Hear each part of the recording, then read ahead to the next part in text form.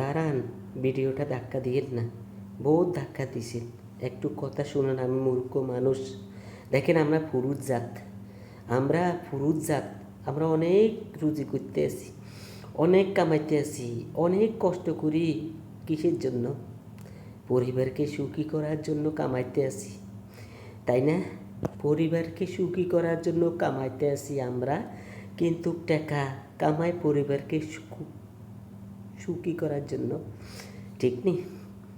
তাই আমরা পরিবারকে খুশি করার জন্য যদি টাকা কামাই, তা আপনি একটাবার চিন্তা করেন না আপনার মা কী খাইছে, আপনার মা কোথায় আছে? দেখছেন আপনার মা কোথায় আছে? না, মা তো খবর নাই, শুধু টাকা কামাই করতে আসেন আর পরিবারের হাতে তুলে দিতে আসেন।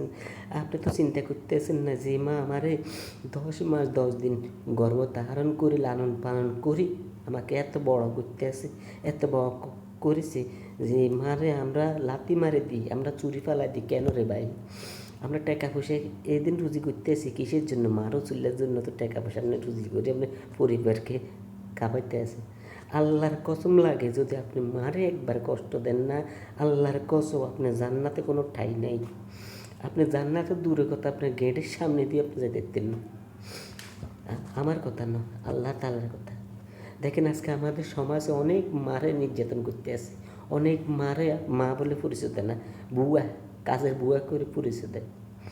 না ভাই, এইটা চলতে না। মারে মা হাগলক ছাগলক, মা মা, বাপ বাপ। বাপটা আমরা সম্মান দিতে জানি না, মারা আমরা সম্মান দিতে জানি না।